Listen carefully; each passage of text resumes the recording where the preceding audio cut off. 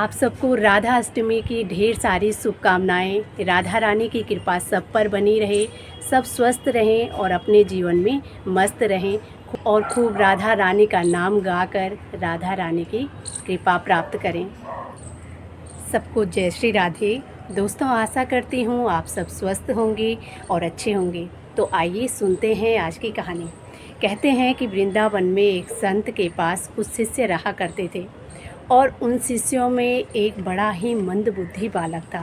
संत जी उसे समझाने का बड़ा प्रयास करते थे, लेकिन उसकी बुद्धि जो थी औरों की अपेक्षा बहुत कम थी। अब एक दिन संत जी ने अपने सभी शिष्यों को अपने पास बुलाया और कहा कि तुम सबको एक एक महीने के लिए ब्रज में रहना होगा। ब्रज में अलग अलग जगह पर तुम सबको रहना होगा। और उस मंदबुद्धि बालक को कहा कि तुम बरसाने में जाकर रहोगे। और अब गुरुदेव की आज्ञा को सभी शिष्य मानते हैं और गुरुदेव से कहते हैं कि ठीक है गुरुदेव, आपकी जैसी आज्ञा।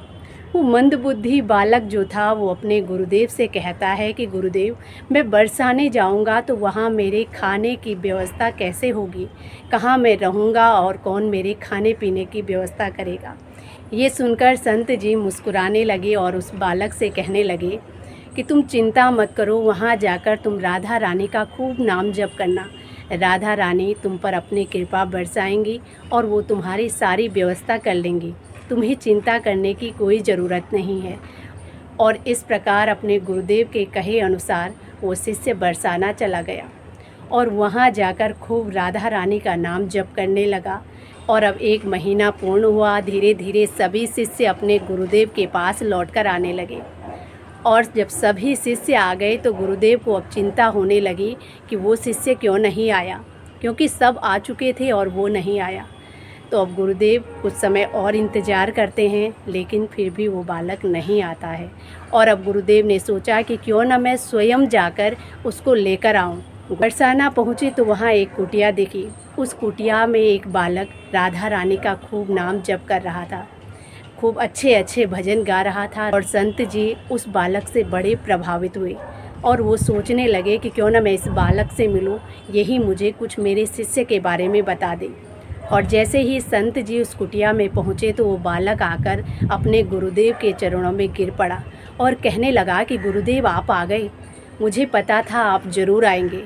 और ये देखकर संत जी को बड़ा आश्चर्य हुआ कि ये मेरा वही मंदबुद्धि शिष्य है, ये कैसे हो सकता है। और अब उससे पूछने लगे कि पुत्र, ये चमत्कार कैसे हुआ। तो वो शिष्य कहने लगा कि गुरुदेव, ये सब आपकी कृपा और राधा रानी की कृपा है। आपने जो कहा था मैंने वही किया और सच में राधा रानी ने मेरी सारी व्यवस्था कर ली। मुझे खाने की भी चिंता नहीं है और ना ही रहने की। और राधा रानी की इतनी कृपा हुई कि मेरी बुद्धि भी अब शुद्ध हो चुकी है, अच्छी हो चुकी है। ये सब सुनकर और देखकर संत जी को बड़ी प्रसन्नता हुई और अब वो राधा रानी का खूब धन्यवाद करने लगे। कहने लगे कि राधा रानी, आपने मेरे वचनों का मान रखा और मेरे शिष्य पर अपनी इतनी कृपा बरसाई, उसके लिए आपका कोटि कोटि धन्यवाद, कोटि कोटि प्रणाम। इस प्रकार वो राधा रानी को प्रणाम करने लगे। और वो शिष्य भी अब बड़ा प्रसन्न था। वो भी अपने गुरुदेव को प्रणाम करता है और राधा रानी का खूब नाम गान करता रहता है। और राधा रानी के नाम को गाते गाते ही उसने अपना सारा जीवन व्यतीत किया।